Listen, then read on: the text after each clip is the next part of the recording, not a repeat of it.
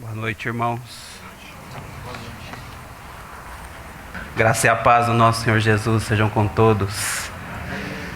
Mais uma vez, irmãos, nós temos um rico privilégio de estarmos assentados à mesa, uma mesa que o nosso Senhor Jesus preparou para nós, em meio a esse deserto que nós vivemos, em meio a tantas provas, tantas privações, tantas provações. O Senhor, Ele nos concede esse tempo que é um tempo de refrigério, é um tempo onde a gente pode olhar para Ele e agradecê-lo pela obra que Ele fez, tem feito e ainda vai fazer nas nossas vidas, que é uma obra grandiosa. Nós podemos nos empenhar em tentar definir essa obra de alguma forma, mas nós não vamos conseguir, porque está além dos nossos entendimentos, está além da nossa capacidade mental, mas de fato é uma obra grandiosa que o Senhor fez em nosso favor, está fazendo e ainda fará. Essa obra revela o amor do nosso Senhor, revela o caráter bondoso e misericordioso dele, e nós agradecemos a Ele por isso. E nessa noite temos esse rico privilégio de adorar, bendizer e exaltar esse nosso maravilhoso Senhor. Então vamos começar esse tempo curvando mais uma vez as nossas cabeças, consagrando esse tempo diante do Senhor. Senhor, nós bendizemos o Teu nome santo. Nós somos tão gratos a Ti, Senhor, porque outrora nós estávamos perdidos em nossos delitos e pecados, mas o Senhor entrou na nossa história, o Senhor nos encontrou. Senhor, nós não o procurávamos, mas o Senhor nos encontrou, o Senhor se revelou a nós, o Senhor nos deu fé para que nós pudéssemos crer em Ti. E Senhor, nós olhamos para Ti e realmente contemplamos essa obra tão gloriosa e grandiosa que o Senhor fez. E pelos Teus méritos, Senhor, é que nós podemos estar aqui nessa noite, Te glorificando, Te bendizendo e Te exaltando, porque de fato, Senhor, essa é uma grande obra, uma grandiosa obra. Glórias e honras ao Teu nome, Senhor. Amém. Queria convidar os irmãos a abrirem a palavra em João capítulo 13, verso 1. Fernando, na oração que ele fez aqui antecedente, ele citou esse texto na oração dele, um texto muito conhecido nosso. E a palavra do Senhor vai dizer assim para nós: Ora, antes da festa da Páscoa, sabendo Jesus que já era chegada a sua hora de passar deste mundo para o Pai, como havia amado os seus que estavam no mundo, amou-os até o fim. Repetir essa parte final. Como havia amado os seus que estavam no mundo, amou-os até o fim. Irmãos, esse texto é mais um daqueles textos onde realmente verbaliza para nós o que essa mesa quer dizer em silêncio. Esse texto está nos falando do amor inigualável do nosso Senhor Jesus. Está nos falando daquele amor que vai, como o Fernando mesmo orou, até a última consequência. E me preparando para esse tempo, pensando nesse texto aqui, eu me lembrei daquele louvor infantil, os irmãos todos com certeza conhecem, que diz assim, 3 palavrinhas só. Eu aprendi de cor: Deus é amor. Aí, tralalalalalalala. Não é o meu forte não, irmãos. Mas de fato, Deus é amor. E esse amor, ele é manifestado na pessoa do nosso Senhor Jesus. Inclusive a palavra também fala que esse amor nos constrange. Ou seja, que ele nos cerca de todos os lados e não nos deixa outra alternativa a não ser amá-lo. Irmãos, se hoje nós podemos dizer ao nosso Senhor que nós o amamos, é porque Ele nos amou primeiro. Se não fosse assim, nós não teríamos essa oportunidade. De fato, nós servimos a um Deus que é amor, e o amor dele é manifestado na pessoa do nosso Senhor Jesus. E quando o texto fala aqui, tendo amado os seus, amou-os até o fim, de fato é verdade. E nós somos provas desse amor tão magnífico e maravilhoso. E eu pretendo nessa noite, junto com os meus irmãos, olhar para um personagem na Bíblia muito controverso, que aos nossos olhos, os nossos olhos humanos, ele não merecia ser amado. Mas o nosso Senhor Jesus, ele não é assim. Ele ama a todos. E a palavra vai dizer que ele não quer que nenhum só se perca, mas que todos cheguem ao arrependimento. Quão diferente é o nosso Senhor Jesus. Então eu quero tocar nesse amor que vai até as últimas consequências. E esse personagem controverso que eu queria considerar nessa noite é Judas Iscariotes. Mas antes de entrar diretamente no que eu quero falar sobre esse personagem, queria que os irmãos me escutassem com relação a um texto que eu separei lá do Sermão da Montanha, do Sermão do Monte, que ele diz assim: ouviste que foi dito, amarás o teu próximo e odiarás o teu inimigo. Eu, porém, vos digo, amai a vossos inimigos, bendizei os que vos maldizem, fazei bem aos que vos odeiam, e orai pelos que vos maltratam e vos perseguem, para que sejais filhos do vosso Pai que está nos céus. Então, como eu disse, esse é um trecho que eu retirei lá do Sermão da Montanha, aonde o Senhor nos revela o caráter do reino, nos revela como nós, cristãos, devemos viver. E quando a gente olha para esse texto, irmãos, na nossa força, na nossa capacidade, isso é impossível. De fato é impossível. Mas diferente dos fariseus, a palavra diz que os fariseus atavam fardos pesados aos homens, mas nem com o dedo eles queriam movê-los. Então, diferente dos fariseus, o Senhor Jesus, ele não requer de nós nada que ele mesmo já não tenha experimentado. E quando nós olhamos para esse texto, nós lemos que o nosso Senhor nos mandou amar os nossos inimigos, bendizer os que nos maldizem, fazer bem aos que nos odeiam e orar pelos que nos maltratam e nos perseguem, para que assim nós sejamos então filhos do nosso Pai Celestial. E quando nós olhamos então para Jesus, como eu disse, ele não requer de nós nada que ele não tenha experimentado na prática. Então, quando nós olhamos para Jesus, nós podemos ver na vida dele que ele experimentou tudo isso que aqui está, no seu grau máximo de exigência. E Judas foi um desses que, de fato, fez o Senhor experimentar tudo isso. Irmãos, a palavra que eu li aqui diz para nós amarmos os nossos inimigos. Judas era inimigo do Senhor Jesus? Na verdade, não. Mas Judas foi um traidor, que é pior do que o inimigo. Porque o traidor, ele se diz o seu amigo, mas ele te trai, ele te apunhala pelas costas. Então, isso é pior do que um inimigo. E o Senhor Jesus, ele experimentou então tudo isso que ele fala que nós devemos fazer no seu maior grau de exigência. E no final, meus irmãos, nós podemos dizer que Jesus amou Judas, e amou com amor que excede todo o nosso entendimento. E eu posso dizer isso aqui sem sombra de dúvidas: Jesus amou Judas. Mas afinal de contas, quem foi Judas? Creio que a maioria pelo menos sabe que Judas Iscariotes foi aquele que traiu o Senhor Jesus. Mas além disso, ele foi um discípulo que foi escolhido para compor aquele grupo seleto, que seriam então aqueles mais íntimos do Senhor, os quais sempre estariam com ele, presenciariam tudo o que Jesus fizesse, seriam então diretamente ensinados por ele. E Judas foi um desses. Judas caminhou com o Senhor por pelo menos 3 anos. Ele presenciou curas, milagres, prodígios e principalmente ele conheceu o caráter de Jesus. Irmãos, Judas, ele compartilhou a palavra, né? Se você olhar os textos bíblicos, nós vamos ver que Judas era um daqueles 12 que foram enviados para pregar o reino dos céus.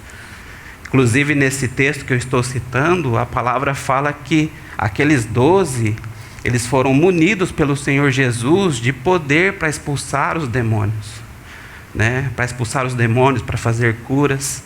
Então Judas foi alguém que pregou a palavra, né? E ainda nos informa aqueles que estudam a palavra, né, os eruditos, que Judas era o único dos discípulos de Jesus que tinha a sua origem na região de Judá. Os demais, eles tinham a sua origem na região da Galileia. E o que isso importa para nós? Porque a região de Judá ela tinha uma educação melhor do que a região da Galileia. A região da Galileia era mais conhecida por ser um pessoal mais da agricultura, enquanto que Judá era uma região mais desenvolvida. E Judas tinha sua origem lá, os demais todos tinham sua origem na Galileia. Então, por isso, muito provavelmente, Judas foi escolhido para ser o tesoureiro daquele grupo. Você vai ver que Judas ele carregava a bolsa com as ofertas, né? E também por isso, talvez, ele gozava de um certo prestígio com aqueles 12. Então esse, meus irmãos, é Judas. Mas nós não podemos nos enganar. Desde quando Jesus escolheu Judas, Jesus sabia exatamente quem era Judas. Jesus sabia o que ele faria. Jesus mesmo diz aos seus discípulos que foi ele quem escolheu a cada um e que conhecia a cada um. Mas, irmãos, Jesus amou Judas e não desistiu dele até o fim, como veremos adiante. Mas diferente de Judas, onde esse sentimento não era recíproco, Judas não amou Jesus. Na verdade, Judas amava aquilo que Jesus poderia lhe proporcionar. E quando Judas descobriu que Jesus não seria aquele rei que libertaria Israel, aquele rei que assumiria tudo e faria aquele povo voltar à sua glória anterior, Judas desistiu do nosso Senhor Jesus. Nesse mesmo momento, Judas já procurava o meio de entregar Jesus aos principais dos sacerdotes. Os irmãos vão se lembrar daquela passagem onde diz que uma mulher, Maria, pegou um vaso de alabastro, chega então diante do Senhor Jesus, quebra aquele vaso de alabastro, derrama aquele perfume de nardo puro sobre o Senhor, e naquele momento que ela faz isso, se ergue ali uma reclamação no meio dos discípulos. Os discípulos falam, mas podia pegar todo esse perfume, vender, e com dinheiro nós poderíamos ajudar muitos pobres. E lendo então o Evangelho de João, nós vamos ver que quem levantou essa discussão foi Judas. Mas, irmãos, não se engane, Judas não levantou essa reclamação porque ele se preocupava com os pobres e queria o bem deles. Não, Judas não era nenhum filantropo. Na verdade, quando você olha para a palavra, João vai dizer que ele levantou essa reclamação porque ele estava interessado naquele dinheiro, porque tudo que se colocava na bolsa das ofertas, Judas extraviava. Então a palavra nos informa que Judas, além de ser o traidor, ele também era um ladrão. Ele roubava as ofertas que se colocavam então ali naquela bolsa, né?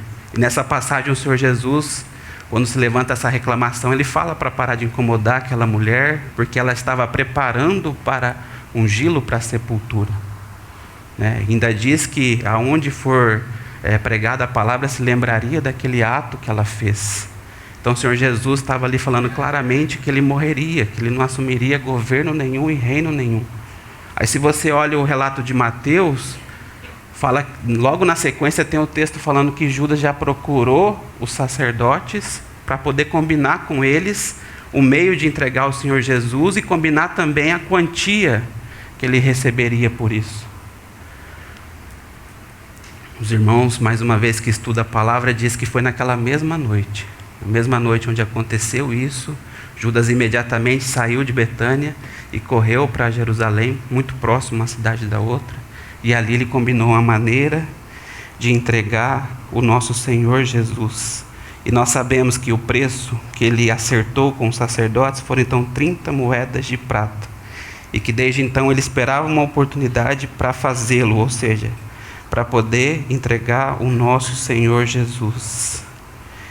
Irmãos, como eu disse há pouco, Jesus sabia de tudo isso. Jesus sabia que Judas era traidor. Jesus sabia que Judas era ladrão. Jesus sabia de tudo isso. Mas Jesus amou Judas até o último momento. E nós vamos ver adiante esse amor expresso através de gestos e palavras. E uma prova disso, meus irmãos, é quando a gente olha para a ceia do Senhor relatado lá em João, né? Mas antes da gente ler o relato lá da ceia de João, é importante fazer aqui algumas observações. Porque quando a gente fala da ceia, quando a gente fala da mesa, muitas vezes nos vem à memória, não sei os irmãos, mas nos vem à memória aquela pintura de Leonardo da Vinci, da Última Ceia. Irmãos, aquela pintura, ela não tem nada a ver com o que aconteceu lá na hora, porque a ceia não era feita daquela forma. Aquilo lá foi uma pintura anacrônica, algo não está de acordo com o que aconteceu de fato. Porque as mesas naquela época não eram dessa forma, como está relatado naquela pintura. Na verdade, as mesas, como diz os estudiosos, eram mesas baixas, próximos ao chão, 20 a 30 centímetros aproximadamente. E elas tinham um formato de U, né? Um formato de U. E era desse formato para que facilitasse que o servo pudesse então servir ali o banquete e a ceia, porque ele entrava dentro do U, servia a todo mundo sem atrapalhar ninguém, né? Então, como que eles comiam a ceia? Como era muito baixa, normalmente eles comiam então numas almofadas ou numa espécie de divã, né? E eles apoiavam então o braço esquerdo e apoiavam as suas cabeças sobre a mesa, eles se reclinavam à mesa e com o direito eles comiam, né? Basicamente isso. E por que eu estou dizendo isso, né? Porque isso é muito importante quando a gente for ler aqui o relato, que a gente vai pegar ali algo que o Senhor fez com Judas, que realmente retrata o amor que o Senhor Jesus tinha por Judas, e nos mostra que Jesus não desistiu de Judas até o último momento.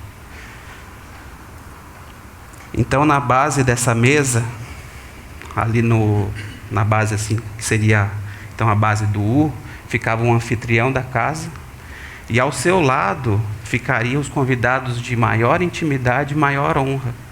E nas laterais também eram distribuídas por questões de honra mesmo, né?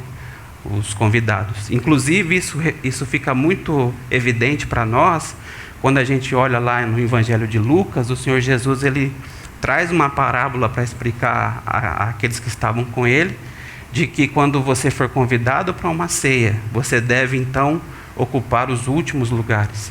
Não ocupe os primeiros lugares, que pode ser que chegue alguém mais digno do que você, isso é o que está relatado lá. Então, você tenha que sair do seu lugar para poder dar o lugar para aquele que é mais digno do que você. Mas o Senhor Jesus fala, quando você participar de uma ceia, ocupe os últimos lugares, porque quando vir o Senhor que te convidou, Ele então vai te chamar para que você ocupe lugares mais altos, então você vai ter honra diante daqueles outros convidados, né? Então, basicamente era isso, né? As divisões ali da mesa era por conta de honra e de intimidade. Além disso, meus irmãos, tem o fato de que estar na mesa com alguém naquela época tinha um significado profundo para eles, pois representava união, pacto, amizade. Então, sabendo de tudo isso, vamos agora ler lá o relato de João 13, aqui mesmo no capítulo que estamos, no verso 21.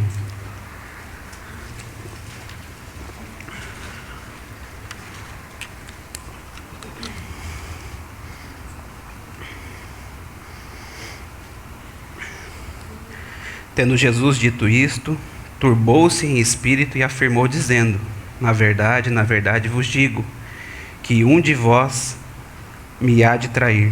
Então os discípulos olhavam uns para os outros, duvidando de quem ele falava. Ora, um dos seus discípulos, aquele a quem Jesus amava, estava reclinado no seio de Jesus. Então Simão Pedro fez sinal a este para que perguntasse quem era aquele de quem ele falava. E inclinando-se ele sobre o peito de Jesus, disse-lhe: Senhor, quem é? Jesus respondeu: é aquele quem eu der o bocado molhado. E molhando o bocado, o deu a Judas Iscariotes, filho de Simão. E após o bocado, entrou nele Satanás. Disse-lhe, pois, Jesus: o que fazes, faze-o depressa. E nenhum dos que estavam assentados à mesa compreendeu a que propósito lhe dissera isto. Porque como Judas tinha a bolsa, pensavam alguns que Jesus tinha dito: compra o que nos é necessário para a festa, ou que desse alguma coisa aos pobres. E tendo ele tomado o bocado, saiu logo e já era noite. Então, irmãos, olhem para esse relato. E obviamente quem estava ali na posição de anfitrião, na posição central, era o nosso Senhor Jesus, que era o Senhor daquele momento.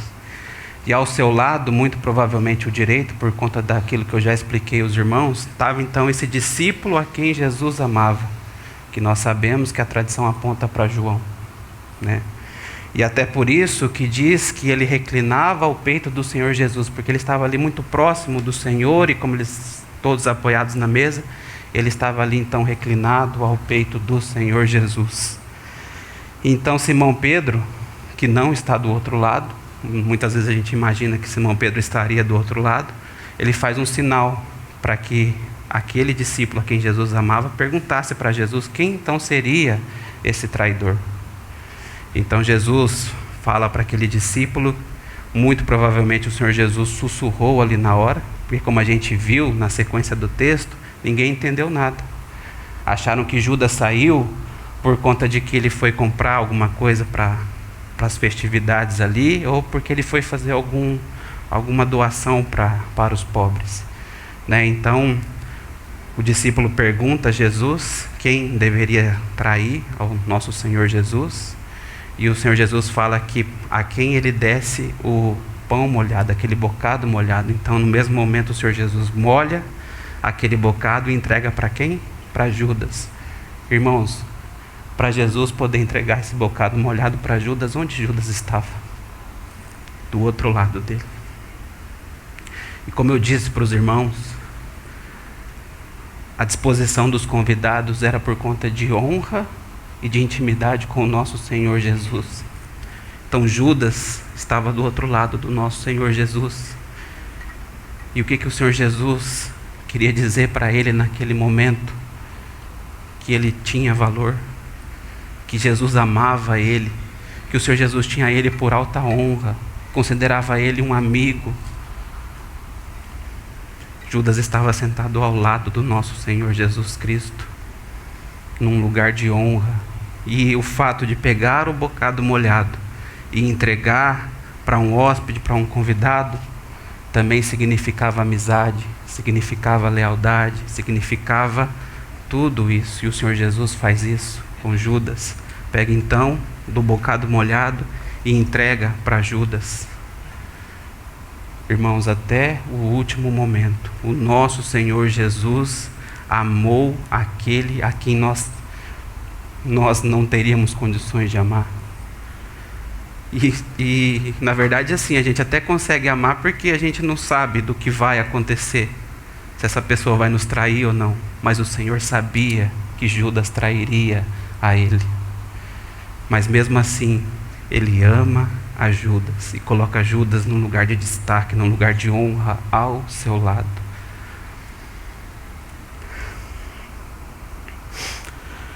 Uma outra prova desse amor do nosso Senhor Jesus para com Judas até o fim se dá no momento da prisão de Jesus, que é relatado lá em Mateus. Depois que Judas então combinou com os guardas sobre o sinal para mostrar quem era Jesus, os irmãos vão se lembrar que obviamente esse sinal era um beijo.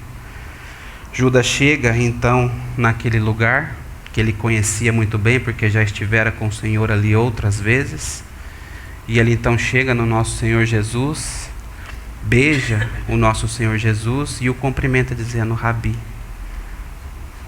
Irmãos, qual que é a resposta do nosso Senhor Jesus que está lá em Mateus? O Senhor Jesus, ele fala assim: amigo, a que vieste? O Senhor Jesus não fala para ele: traidor, o que você veio fazer aqui? O Senhor Jesus não fala: mau caráter, o que você veio fazer aqui? O Senhor Jesus não fala outra coisa, ele fala: amigo, a que vieste? Companheiro, camarada, a que vieste?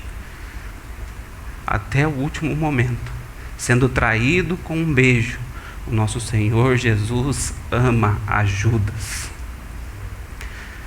Ele não fala traidor, não fala mau caráter, o que você veio fazer aqui? Não, ele fala: amigo, a que vieste?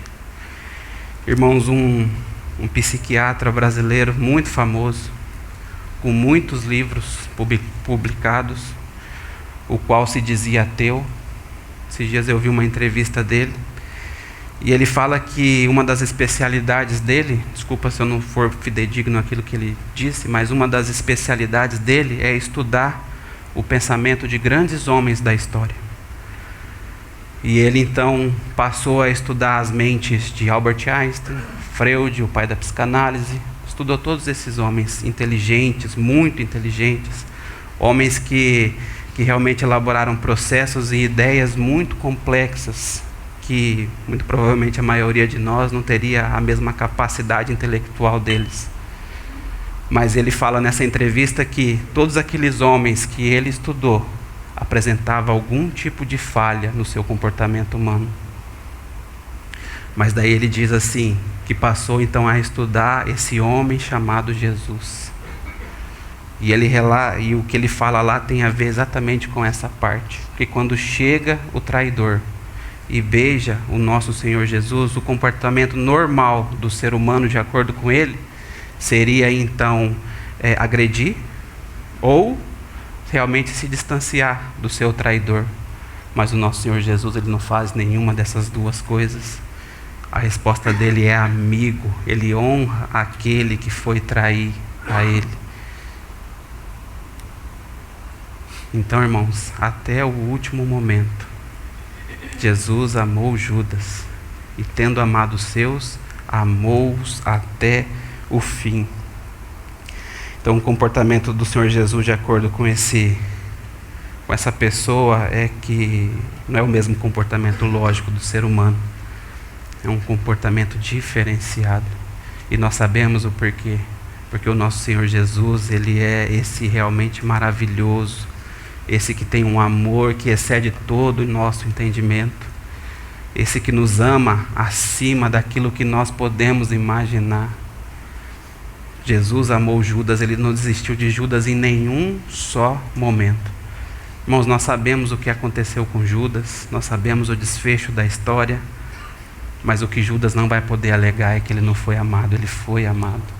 O Senhor Jesus sabia quem era Judas, ele sabia que ele seria o traidor, ele sabia que Judas era um ladrão, mas mesmo assim, a palavra nos mostra que Jesus amou Judas, e amou até o fim. Ele foi até as últimas consequências por amor a Judas, mas infelizmente, Judas seguiu o seu próprio caminho. Irmãos, e quando a gente então para pensar nessa perspectiva, colocando nós ali no lugar de Judas, a palavra vai nos dizer que Jesus era o mesmo ontem, hoje e o será eternamente. Irmãos, quanto de nós merecíamos ser amados pelo nosso Senhor Jesus? Quantos?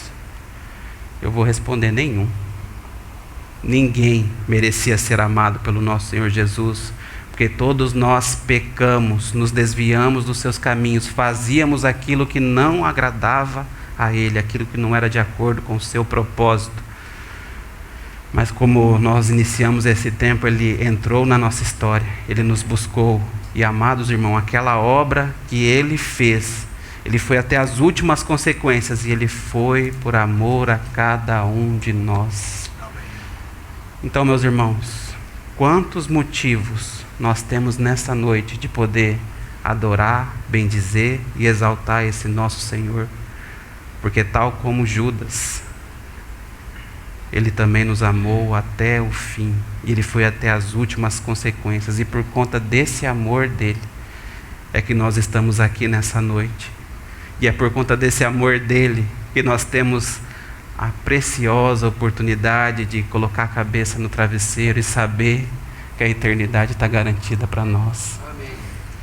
Como nós ouvimos nesta manhã, onde está a morte, a tua vitória, nós podemos ler esse texto e nos alegrar grandiosamente, porque o nosso Senhor foi até a cruz e pagou o preço dos nossos pecados. Jesus amou Judas, mas Jesus amou a cada um aqui. E em troca da alegria que lhe estava proposta, ele suportou o que, meus irmãos? Ele suportou a cruz. E ele verá o fruto do seu penoso trabalho e ficará satisfeito. Então nós temos muitos motivos de nos render a esse Senhor e de adorá-lo nessa noite. Possamos fazer isso com os nossos corações alegres e exultantes. Amém? Bendizemos o teu nome, amado Senhor. Que obra maravilhosa, que amor sem igual. Oh Senhor, de fato o Senhor nos amou até o fim. Louvado seja o teu nome santo, Senhor. A ti toda a honra, toda a glória, todo o louvor, todo o poder. O Senhor é digno, Senhor, de toda a nossa adoração. Recebe, Senhor, a nossa adoração nessa noite. Oh Senhor, que o teu nome seja louvado em nosso meio. O Senhor é digno, Senhor. Louvado seja o teu nome santo. Amém.